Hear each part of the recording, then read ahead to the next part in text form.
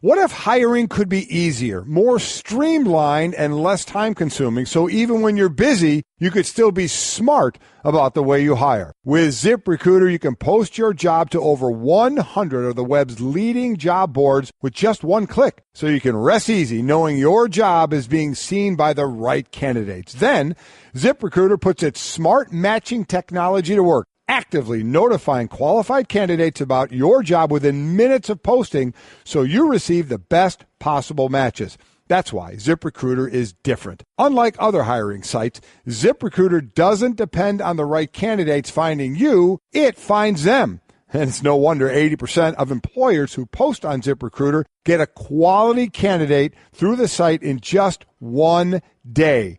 ZipRecruiter, it's the smartest way to hire. Find out today why ZipRecruiter has been used by growing businesses of all sizes and industries to find the most qualified job candidates with immediate results. And right now, my listeners can post jobs on ZipRecruiter for free. That is right, free. Just go to ZipRecruiter.com/M&M. That's ZipRecruiter.com/M&M. One more time to try it for free. Go to ZipRecruiter.com/M&M.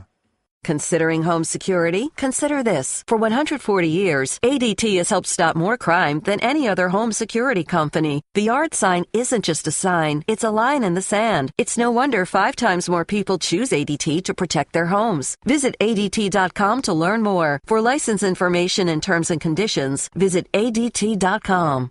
And a happy Wednesday morning to you, and welcome in to Golick and Wingo, getting you ready for your day. Hope you're ready to push through what is always known as Hump Day, as we get set to get you ready for what's going to happen this weekend, starting Thursday in the NFL with the Week 15 matchup between the Broncos and the Colts, which we probably won't talk about much, but it's the start of the weekend anyway. Trey Wingo, Mike Golick Jr., on ESPN Radio and ESPN2. We are presented by Progressive Insurance. All phone guests will join us via the Shell Pennzoil Performance Line.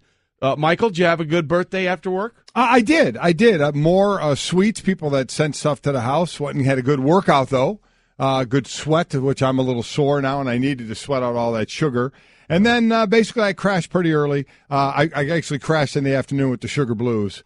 But it helped me stay awake a little more because there was actually some pretty good NBA games that went on last night. So I found myself more awake than normal because I took that afternoon crashing nap. But no, pretty good. It feels good to be 36 or 55, however you want to say. Yeah, either one. We'll go dealer's choice on that. It's a difficult time of year, especially in the Golick house, if you're thinking about trying to be health conscious. Yeah. Because in addition, the holidays are that time where you can't insulate yourself from bad food, from cookies, from sweets, from everything else, because it just gets sent to you. It's part of the season. You can not buy it all you want, but it's coming your way. And then we've got your birthday. Yeah. We came off Mom's birthday at the end of November, and then Jake and Sydney's birthdays are both coming up soon, too. So you're getting hit with cake every direction you come. Good luck trying to lose that last 10. Yeah, and you know what? You have to be nice. If people are going to send you or make a cake, you have to eat it. Right.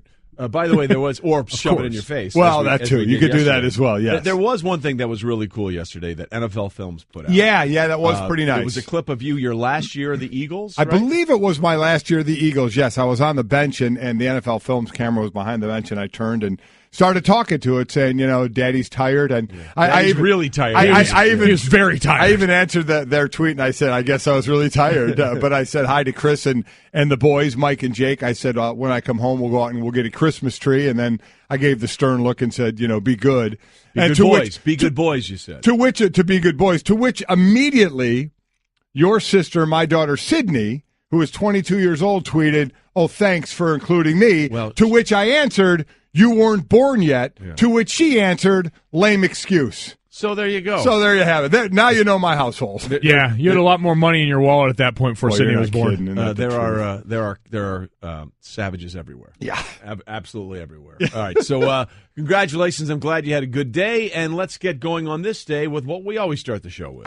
It's time for Off the Top. Whether you like it or not, it's just beginning. With Golick and Wingo. All right, we start off the top with Kawhi Leonard making his return, his first game since May 14th. He scored 13 points, but Spurs lost to the Mavericks. Yeah. Leonard was a team best +8 in the 16 minutes he played, and the Spurs were outscored by 14 points in the 32 minutes he was off the floor. Yeah, again, he got just under 16 minutes of play. Remember, he got hurt in the Western Conference Finals with that ankle injury. so he missed the first 27 games, so he came back in. They're going to bring him along slowly, obviously, with the 16 minutes. LaMarcus Aldridge led the way again, 23 points, 13 rebounds. But it's amazing. They go 19-8. We talk about how well they did, without him, and they bring him back and play him again just 16 minutes, and they end up losing. But I think down the road they're going to be just fine. Yeah, it's one of those, I don't know if you'd let the results of this and one immediately color your decision going forward. And Kawhi Leonard, we've gotten back to, I heard a brilliant soundbite from him on the way in here on SportsCenter all night with him just talking about being happy to be healthy and be back there on the court, and it was very monotone. And he is Mr. Quote, isn't he? Oh, I mean, yeah. It's if Bill Belichick could become a player, he would be Kawhi Leonard, and I think he'd love that. Well, he learned it probably from Tim Duncan. Yeah. By the way, true. I mean, that is Bill Belichick. You're right. That is a complete miss. Big fundamental. The Spurs' next game is in Houston on Friday night at 9:30. That'll be a test because the Rockets are playing so well, and that game's on ESPN. So we'll look forward to that and see what Kawhi can do in game number 2. We continue. Off the top. LeBron James did LeBron James things. The Cavs passed the Hawks with paced the Cavs with 25 points and 17 assists. 17 assists, tying a career high, by the way. Yeah. 67 total points created, 25 scored, 42 off the assists. The Cavs made a season-high 20 three-pointers. They've made 10 three-pointers in a franchise record, 17 straight games. Here's the kicker for them. Twice now. It's the second game they've had over 30 assists. They had 35 last night.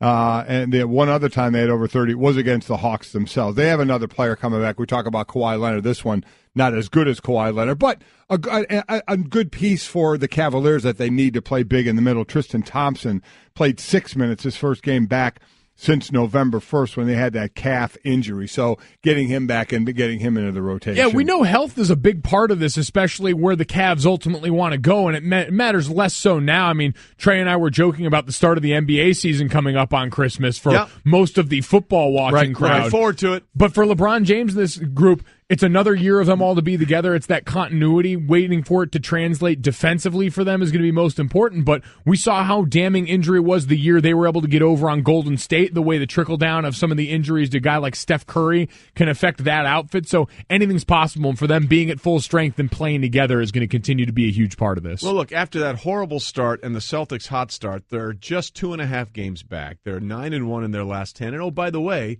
we still haven't seen their full squad with Isaiah Thomas out there. So it'll be interesting to see two things. Hey, A, how that works out, and B, how long it takes them to sort of figure that out. Because that was sort of the problem with the Cavs at the beginning of the season. Kyrie was gone. That's 30 points a game. How are we going to make this work? It took them a while to sort of figure out how all the pieces went together. And that might take a little while when Isaiah Thomas comes back as well, right? Exactly. Yeah. Oh, it has to, without a doubt. So, but for them, it only matters when the playoffs starts. Yep. That's it. And we'll see how that continues to go forward. Again, just 2.5 games now behind the Celts for the number 1 spot in the Eastern Conference. And off the top.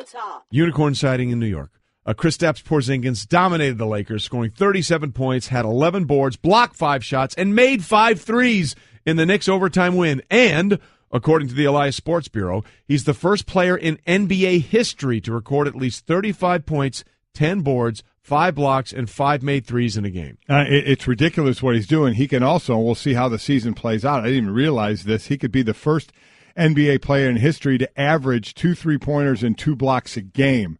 Nobody's ever done that. Kevin Durant is also on pace to do that as well, so you could have 2 in this year. But what a game last night. Very competitive game. At one point in the third quarter, you could either say great basketball because nobody was missing, or it looked like an NBA All-Star game because nobody was playing defense. But it was incredible what Porzingis was doing. Lonzo Ball went on a nice stretch as well. He ended up with a better shooting night. It was Caldwell Pope who led the Lakers with 24, but Porzingis is just really incredible with what he has been doing and what he's been doing for that team, sans Carmelo Anthony, just like the Pacers, sans Paul George, in what's going on. It was actually Michael Beasley had 12 of his 13 points in the fourth quarter and overtime, which helped them the most there. But a very good game, of which, of course, Spike Lee was courtside there. Magic Johnson as well. They had some words as well. At one point, Magic stood up at a break and just said, hey, this is good basketball all the way around. Let's applaud the actual game that's going on here. Yeah, and of course you missed LeVar Ball courtside. He was there as well. That'll be a separate discussion we'll have later. Yeah, if you couldn't avoid that. But shout out to Kristaps and Lonzo, too, for both being the millennials on the court and trolling everyone. First off, Kristaps Porzingis, the shoot your shot god on Instagram, going out and making it happen for everyone that's ever wanted to even think about approaching any of the Instagram models. He is truly your Latvian overlord. And then you've got Lonzo Ball trolling Nas on the way into the stadium. Did you see him on the way into the arena with the sweatshirt that had his face on it, trolling a Nas album cover after he got in a dispute not too long ago about what real hip-hop is, disparaged Nas a little bit. So there are a lot of levels to what's going on leading into the game last night. I know you guys were only concerned about what happened on the court. Just recognize there's a bigger picture. And this is why we have our millennial on the show. Yeah, thanks for that. Do you guys understand any of that? I did understand it. I did not recognize that, but it does make me think I need to widen my game a little bit. Maybe, you know what? Yeah. There's time for that, too. Yeah, you're a 36-year-old man. You've got plenty of time to really get up on this I'm a 36-year-old, 55-year-old, so I do have time to do it. Let me just process that for a second. Give it a shot. All right, I'm going to try it. You may just want to hit a button. No. Well, maybe. Hump day. All right, at this point, here's an interesting question. As we'll finish up off the top in a second here. Who would you rather have right now, Porzingis or Ben Simmons? Or Ben Simmons? Yeah. Wow, speechless. I left them speechless. You went Ben Simmons. I thought you were going to say Lonzo, since that's who we were talking about. You went Ben Simmons. Ben Simmons didn't score his first points until the fourth quarter. We'll get into last that night, later. but a 6'10" point guard. I'm telling you, I think I'd probably go Ben Simmons. I think I'd go Porzingis on this one. A 7-footer with the rangy game that he has. They're both ridiculous. There's no doubt about that. In this right? current NBA, we know how much the quote-unquote center position has changed, but to have a guy like that, a guy like Karl Anthony Towns in Minnesota, guys that can stretch the floor in that way and run with you, that just seems like something so invaluable and something so difficult to find. I get that Ben Simmons don't grow on trees either. That's a really good question. Sounds like a social play 2 to me. days, 2 days in a row, you've come Sounds up with like a couple of good social questions. play to me. Put it up on Golic and Wingo. Wow. Who would you rather have? By the way, people Porzingis always ask why I'm looking over off camera when the show's going on. That's because the young people behind the glass are the only ones that get any of the references I'm talking about right now. I understand looking at you guys for a Nas hoodie reference is probably going to be misguided. I'm not going to lie to you. Not my wheelhouse. It's okay. Not my Self-aware. strength. But as schedule. I said, I'll try and expand my horizons a bit. Proud of you. The other 36-year-olds, they're going to see you at the meeting, and they're going to say, that guy gets it. That's a cool dude right I'm there. probably not going to try, just so you know. I'm to be honest with you. And we'll finish up Off the top with football news and maybe good news for Green Bay. Aaron Rodgers medically cleared to return to the Packers this week after missing the last 7 games with that broken collarbone, which was his right collarbone, a.k.a. his throwing shoulder. So, you got 3 games to go. You got the Panthers, you got the Vikings, and you got the Detroit Lions. 2 of those teams will be in the playoffs right now. The Lions just on the outside looking in, because that's been the question. Do you bring him back if you don't really have a shot for the playoffs? Well, you do have a shot for the playoffs, but they're extremely difficult games. This first one being in Carolina. With that defense, especially with that interior rush. What they just did week. to Case Keenum. That's exactly right. So, and I know Minnesota had some line issues for one of the few times this year where they had to replace some people. But that's a tough ask for a guy that landed on his shoulder and was out for that long of a time to potential to get hit again. But, listen, you go year by year. If you can have him back and you have the chance to make the playoffs, I would say you put him on the field. That's the problem, too, organization-wise, is organizationally at the top you have to balance, all right, this guy's our franchise quarterback. We need to make sure that we max out him overall. But in the here and now, Aaron Rodgers and every other guy on that team and Mike McCarthy are saying, this guy always gives us a chance. That guy on the field is a difference maker, but having to go through Carolina and then the Minnesota team that put him down to begin with this season is a daunting slate. Yeah, that again was Off the Top. Golic and Wingo presented by Goodyear, tires as hardworking as college football's most blimp-worthy athletes. Goodyear, official sponsor of the college football playoff. We'll get into college football maybe a little bit later, but it is interesting. I mean, the 3 games we're talking about, at Carolina, home for the Vikings, at Detroit. So by the Carolina Panthers beating the Vikings last Sunday, it stopped the Vikings from clinching the division. So now, literally, everything is still in play. Okay, if you're the Green Bay Packers, you have to say to yourself, hey, not only do we still have a chance to get into the playoffs, right now I think they're the 9 seed in the NFC, which would be 3 short of the postseason. Right. But that doesn't matter because you've got a team in Carolina that's ahead of you that you can beat, and then you got 2 division opponents, including the guys that lead the division. So realistically, if you have a chance, you have to put them out there, right? I would. I would think so. Now, again, they're 2 losses worse than the Panthers, 9-4 to 7-6, and they play the Panthers. They can beat them, but that wouldn't put them ahead of them. They would they still are going to have to do some scoreboard watching. But yeah, like I said, when you go year by year, man, you don't know how many times you get the chance. You weigh the side of, obviously, it's your franchise quarterback to. Do you get him on the field and do you make this run? Because we know if we have him on the field, you saw what he's able to do coming back from an injury and just how well he's able to play.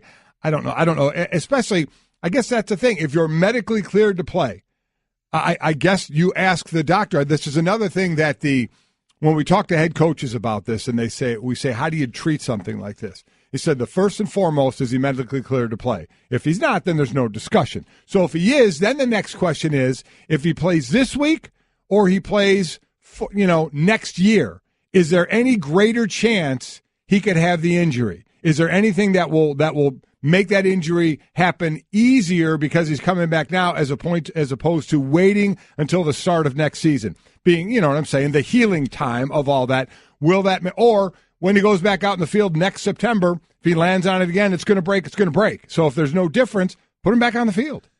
That's the one thing I would be interested to know because the lasting image I have in my mind is Tony Romo on Thanksgiving coming back early from that same injury and going down, and we always hear the best predictor for future injury is past injury, and we know this, dealing with it in Jake, because Aaron Rodgers got a plate and screws in there, right? He got hardware. I believe he got hardware in there. Got hardware put in there, and I remember my brother Jake broke his arm when we were at Notre Dame, and because he wanted to come back and try and play that season, put a plate in that forearm. Now, obviously, a little bit different spot on the body. The bone structure is different, so I can't compare those two. I'm not a medical doctor or a PT or anything like that, but I remember what the hits on that did to the surrounding bone area when you've got hardware in there. Coming back early, It makes a difference when you're doing something that's trying to get you back for short-term gain and what could potentially happen. I know the collarbone's sort of a weird animal, but these are all questions that they're going to have to ask themselves leading up to this. Well, look, here's the deal. Okay, you're right. They're 2 games behind Carolina in the wild card scenario right now, but remember, they play Carolina this Sunday, and Carolina's still got to go to Atlanta. Yes, it does. So it's very possible they could have the same record and then have the tiebreaker over Carolina. I think it's a long shot. They can make it, but it's a long shot. Trey, do you put him in? Absolutely. Look, at this point, he was drafted in, 2005? It's now 2017. I'm taking every shot I've got with Aaron Rodgers because I don't know how much longer I'm going to have peak Aaron Rodgers. Right. We can all say they're all going to look like Tom Brady at the age of 40. Right. That's just not the case. Let's be clear. Tom Brady is the outlier. And he's changing the dynamic and what we expect, and that may be true, but if you're hoping for that, you're hoping against everybody else in the history of the league except for Tom Brady. So I'm taking every shot I got with this guy because I think when he's right, he's as good as anybody in the league, and that's including Brady, who a lot of people think is the greatest of all time. Right. So if I have a chance with that guy, I'm rolling every chance I've got with him. But how seriously do other people think about their playoff chances? Here's Ryan Clark and Jeff Saturday about the idea of the Packers making it into the postseason. How much do you take seriously that Green Bay team now? I don't yet. No? No, they go get a win. They go get a win in Carolina. Puts them more in the hunt. It brings Carolina one game closer to where you are. It's a very competitive path in the NFC. I think it's going to be a long uphill fight unless you win next week. You talk about it next week, it's a different scenario. I expect the Panthers to beat the Packers next week in that game and put them out of the playoff hunt. Aaron Rodgers, the quarterback, Packers win. Aaron Rodgers comes back as healthy, and what the expectations they will put on. I'm telling you, this is a completely different football team with Aaron Rodgers at the helm. When Aaron Rodgers comes back, he'll be back. Randall Cobb will be involved. All of a sudden, Adams and that thing. But I'm telling you, the chemistry those guys have, the way he extends plays, the Panthers will have an all-day affair trying to cover those guys outside.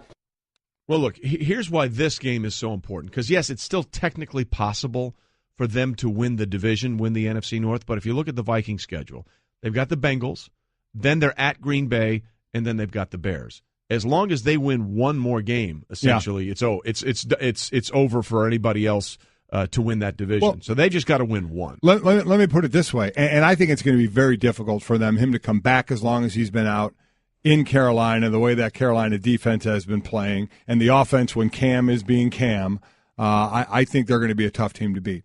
How about this? If they play this game and Aaron Rodgers plays and they lose, then do you sit him? You pull them out for the rest of the year, or do you say, okay, because they're going to be done. They lose that game, they're going to be done. Yeah, they're not going to make this is essentially it for them. It's already a long shot. So let's say they lose this game, and they're going to be done then for the playoffs. Do you then say, okay, let's really not take a chance here and sit him for the last couple of games of the season after you put him back in the game this week? Oh, absolutely. I think at that point, if you're saying losing this week eliminates them from contention in our minds, I wouldn't even think twice about pulling him at that point then, because you're still one hit away in that point, and you're still putting him in unnecessary risk coming back off an injury where we're flirting with this idea to begin with. It's not a slam dunk thing yet. I mean, it's probably going to happen, but the fact that we even have to have the conversation about it, I would pull him out if they lose this game. Would he be mad? Boy, he'd be livid. Players that want to play, man, he would be so mad about that. But that does seem like it would be the smart thing to do. Good for the perception of Aaron Rodgers, too. I remember when Mina Kimes did that article, our ESPN senior writer, that breakdown of Aaron Rodgers, a guy who's acutely aware of the way that he is perceived, and also who is perceived as maybe not always being as fiery a competitor as Tom Brady or having interests outside of football, which, as you know, can at times make people believe that you're not fully invested or invested enough in this. I hope people see and look at this situation and realize that Aaron Rodgers is every bit of the competitor as all of your favorite players are. This is a guy that is going to push himself to the limit for this small chance that his team has. Well, and just so people understand, and you talked about the rust and where he would be. Well, he missed a ton of games in 2013 with a broken collarbone on the left side. Happened in a Monday night game at Lambeau against Chicago. Came back for the season finale against Chicago with the NFC North crown on the line. And all he did was go 25 of 39, 318 yards, 2 touchdowns, 2 interceptions, including a 48-yard touchdown pass in the final minute to Randall Cobb to seal the win. Now, I get it. It's different because that was his non-throwing shoulder as opposed to his throwing shoulder. But history tells us when this guy comes back, he could be just as good as he was before. Yeah. But you're right. This is really, this coming Sunday is a playoff game for them. If they lose this game, they're done. Because I don't think they're getting in. So then you pull them after that? I think I would. I think I would. It's horrible to say because I know as players there's no way we want to come off the field, and he wouldn't either. But I think that would be the prudent thing to do if they were to lose this game against Carolina. And quite honestly, even if you tell me right now Aaron Rodgers is playing and you're asking me to pick, I'm probably going to pick the Carolina Panthers in that game. See, but like you said, we basically have a playoff game this weekend. Who says we need to expand the playoff? That's exactly right, Junior. That's exactly right. We don't need more NFL teams in the postseason. Score one for the little guy. Or the younger guy. Yes. All right, here's what we got coming up. I'm actually the little guy here, let's be clear. Here's what we got coming up later on the show. At 7 o'clock, John Gruden will join us to talk about what he saw from the Patriots on Monday night and what are the expectations going forward in their huge Week 15 matchup against the Steelers. 7:30, Ramona Shelbourne, ESPN senior writer, will join us to talk about what's going on in the NBA and what's going on with LeVar Ball and the Lakers, as there have been some interesting discussions there. Robert Griffin III. My Baylor alumni quarterback will join us. He joined us on NFL Live yesterday. He'll join us again today to talk about what he sees going on in quarterback play and what his future is in the NFL in 2018. He had some interesting things to say yesterday about that on NFL Live. And Charles Barkley will join us at 9 o'clock to talk about all things going on in the NBA, even though Junior says it doesn't really start until Christmas Day. And he may agree with you, quite frankly, the way Charles goes. We got all that. Hey everyone, Mike Golick here. Support for the Mike and Mike podcast comes from our friends at Rocket Mortgage by Quicken Loans. Chances are you're confident when it comes to your work, your hobbies, your life. Rocket Mortgage gives you that same level of confidence when it comes to buying a home or refinancing your existing home loan. Rocket Mortgage is simple, allowing you to fully understand all the details and be confident you're getting the right mortgage for you. To get started, go to rocketmortgage.com/Mikes. Equal housing lender, licensed in all 50 states, NMLS, consumeraccess.org number 3030. Hey girl, have you done something new with your scales? Using new moisturizer? Nice. It really brings out the hazel in your eyes. Oh, hold on. Are you using whitening strips too? Your fangs look good, girl. Really good. A really charming snake charmer? Surprising. What's not surprising? How much you could save by switching to Geico. Wait, what? Have you been doing Pilates too? Geico. 15 minutes could save you 15% or more. We roll on Golic and Wingo on a Wednesday. Glad you're with us. Presented by Progressive Insurance. All phone guests will join us via the Shell Pennzoil Performance Line. And as we mentioned in SportsCenter, Kristaps Porzingis was in the zone last night. 37-11, 5 blocks, 5 made threes. Only guy to do the 5-and-5 thing this year, which is unbelievable. In the zone, brought to you by AutoZone. Get in the zone, AutoZone. So that was the good news for Kristaps Porzingis last night from New York, and that was the thing that a lot of people are talking about. And then there's this. Ramona Shelbourne, our ESPN senior writer, will join us later on the show, has a story on ESPN.com that the Lakers guys in the front office had a meeting with LeVar Ball. Right. This is a very choice phrase she used. The outspoken father of rookie point guard Lonzo Ball, asking him to tone down some of his public criticism of head coach Luke Walton and help create a more positive atmosphere around his son. The meeting, which took place within the past few weeks, was called by Lakers president of operations Magic Johnson and general manager Rob Pelinka. So they had a meeting, and they asked him to tone it down. Think that's going to change? Probably not. I would say probably not. Listen, I don't think LeVar is going to change at all. I mean, he's been obviously in the news with the company and obviously what's going on with his kids. By the way, Lonzo and LeBron James was asked a lot about Lonzo. That's their next game as Cavaliers play the Lakers on Thursday, and LeBron had nothing but great things to say about Lonzo, the way he's going about a business, keeping, the low profile, not a big talker, just going out and playing, saying it's all about the win. He even referenced when Lonzo got a triple-double, but they lost. He said it doesn't matter because we lost. That really struck a good chord with LeBron. But, the dad, I think at this point, as far as LeVar is concerned, you know what he is. To me, it's become white noise. To me, I mean, and I'm not even around it all the time. But to the Lakers, apparently, it isn't white noise. Well, I mean, that's why they had this meeting. And I said this a month or so ago. I said, what did he say when Lonzo was at UCLA? All of a sudden, he criticized the other players on the team about how they were going about their business. Look what he did with his kid he pulled out of high school. He got that coach fired there. So that, and I said, what happens when he starts criticizing a Laker player or the coaching staff? And it's exactly what he did. I think it was Ingram, he was saying, pass the ball to Lonzo. It was open or whatever. And then, I know how to coach my son. They're not tough enough on him. They don't know how to coach my son. When it starts to get to that point, that's when you have to do exactly what Magic did, is said, okay, time to have a little meeting.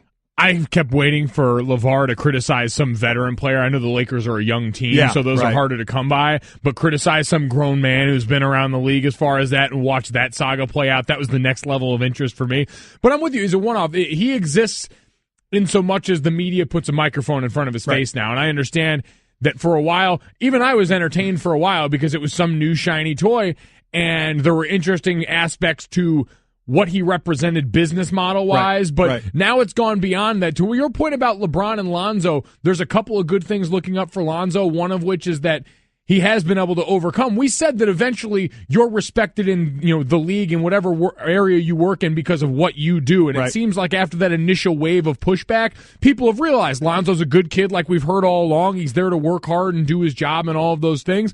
But for him, I'm sure he's just relieved he's not going to Lithuania, right? Like at the very least, by comparison, Lonzo realizes, you know what, some of this scrutiny, my life's not all that bad because I'm not getting ready to go play basketball for $500 a month in Lithuania.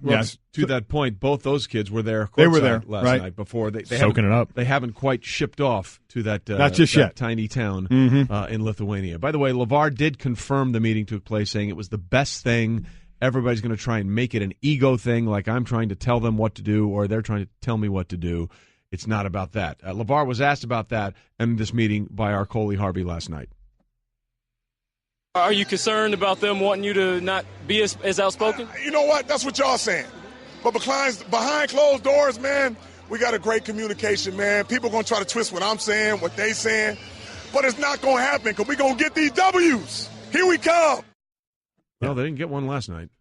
So for me, like I said, it's become white noise. I get to your point, Mike, how you're talking about was entertaining early on because it was just, where the hell did this come from? And then the business aspect of it was interesting. Whatever you think about his marketing skills, the thought of what he was trying to do, maybe for a different player down the road, may prove to be more beneficial. We'll see. But to me now, Trey, it is exactly what I said. It's white noise. I just hear blah, blah, blah, blah, blah, and it doesn't affect me, doesn't motivate me, doesn't do anything to me one way or the other right now. I just hope, and Lonzo is doing a great job, and you just hope the younger ball kids that they find their way, wherever that's going to be, that they find their way. I am interested to Trey's point, though, just about this idea that this meeting took place for a reason, as much as we can say that what he says is ultimately inconsequential. To me, but to the Lakers, you're right. We've seen that that's clearly not the case, and so how and why is it still resonating in that building? Is it just as simple as the media continues to give him this outlet, and so when he talks about that team, that gets dumped in Luke Walton's lap or Magic Johnson's lap, and round it goes? Or is there an actual belief that this is seeping into that locker room and creating an environment that's less positive for Lonzo? Are there real, tangible results to what he's saying? Well, look, I think that's the point more than anything else, is that whether we consider what it is or isn't, they consider it to be a problem. They're 10-16, okay? And I get it. They're a young team, and they're going to work around Lonzo. But your other point, I think, is very fair. That gets back to them because we keep putting microphones in his face. Right. And if people didn't keep putting microphones in his face, now he could still chirp, from where he sits in the stands and sort of scream and yell and have meetings with our brass or talk to them that we don't know about. But then the idea becomes, well, maybe it keeps getting back to them because people keep saying, hey, LeVar, what do you think? And then that's played everywhere, and then the Lakers have to hear that. And you guys have been around this a lot longer than I have, so I'd ask you is where does that become our responsibility? Where does this understanding that this is something that's interesting, it's sound, which we know is prized in this, to know that you're going to get a consistent version of sound that is going to be jarring and abrasive to a lot of people, where does saying that, like, we know we've got this never-ending source of content right here in our lap, and saying this may be something that's run its course, this may not be something that the people listening to us really are even interested in anymore. Where does that burden fall on our side? That's for me, it fell a long time ago. For me too. I mean, and that's the thing. There are shows that will play it or put them on, and then there are those that won't. And we just we're past it. But I get what you're saying. As an organization, as a network itself, as a media and as a media entity in general, you'll never not take. It's just like when Todd McShay was getting a lot of grief for asking Scott Frost about is he leaving. Right after they beat Memphis and win the AAC. Right, he's on the field. I have to ask you this. What are the reports about you leaving and going to Nebraska? And he said, I just want to join my team. He took major grief for that. And all of us said, listen, any reporter from any network is going to ask that question. You're going to do it. If the report is out there, you're going to ask it. So to your point, I think as long as LeVar is going to talk the way he does, somebody's going to stick a microphone in front of his face. And the onus, everybody keeps saying for the networks don't do it. There's a responsibility to the parent, because I can say this, I think pretty easily. There have been a lot of greater players, and we'll see where Lonzo ends up, right? Okay, he's got a lot of career left. But there have been a lot of great players who have played in this league who have had fathers that were great players that played in a league, in any sport, who don't chirp, okay? Who get a microphone put in their face, and they let their kids kind of do their thing, and they don't get involved. LeVar wants to, so as long as he wants to, I think people will still stick a microphone in his face. Absolutely. In fact, the more apt comparison for sort of a parent relationship like this is not in a team sport really like this. It's mostly in individual sports like golf or tennis, where you hear some horror stories, and we've seen them play out over the years of some of these parents that are so overbearing and so are all in on their kids' careers that it really has a poor effect on the kids. I will say this to Lonzo's credit. He's been amazing through all this. He has. Yes. There is a real relationship there between those two. I mean, he's handled all of this with the aplomb and dignity much older than his actual age. And the fact that, that he did that Father's Day commercial last summer. So he's handled this really well. You just hope that this continues to go in a positive direction and not become more of the sideshow circus that sometimes it seems and whether like. You may not like the decisions that are out there, A, they're not our decisions to make, and B, if the kids get along with the dad, that's all that matters, right? I mean, at the end of the day, it's that father-son or parent-kid relationship. Yeah, and that's the part that we'll never know, and it's probably good that it stays private, because at some point, very few things in their life are, so maybe that nature of that relationship is one of those that's okay. Otherwise, you end up working together on a radio show. This is really a problem. All right, coming up, there's another super team in the works, and everyone outside of that super team's fan base probably not going to be thrilled about it. Time for a little Straight Talk, brought to you by Straight Talk Wireless. Best phones, best networks, no contracts. We continue on Golic and Wingo. Glad you're with us on ESPN Radio and ESPN2. Lots to get to coming up. We'll have John Gruden join us in the 7 o'clock hour. Charles Barkley will join us in the 9 o'clock Eastern hour. Robert Griffin will join us. The third will join us in the 8 o'clock hour, as will Ramona Shelbourne in the 7 o'clock hour as well. So lots to get into and lots of discussion. But, we had the big move in baseball over the weekend where Giancarlo Stanton went to the Yankees in the Marlins fire sale, the third, the sequel to the sequel. People were thinking, well, what happens next? Well, they may not be done because at the baseball winter meetings in Orlando, the Yankees have indeed traded third baseman Chase Headley. That's Headley. Headley to the San Diego Chargers. I did it again. San Diego Padres. San Diego Padres. The Chargers are not the same sport, and they're not in San Diego. But otherwise than that, you're right on the button. Other than that, on point. Yeah. So that means there's an opening at third base. And, we had Buster on earlier this week to talk about what are the moves may be coming next for the Yankees. And we mentioned the idea of Manny Machado. And, it was a maybe because his contract's up after 2018 in Baltimore. Well, now Buster thinks, hey, Machado may really be in play here. Let's make this very clear. If the Orioles actually want to make their best possible trade, you know who they should call? The Yankees, who need a third baseman right now. They certainly would have the prospects to deal, but I don't think Peter Angelos would ever make a deal with the Yankees. Don't ever say never. I was about to say. Never say never. Again. Or don't ever say never. Never say that. How about that? That's one of the first things I'd call to see what you can get back for that. But you would just be making that team just so much. They're already going to be the favorites and then that much stronger going in. We know the weakest part of where they would need to improve the most or the biggest question would be the starting pitching because they have that great bullpen.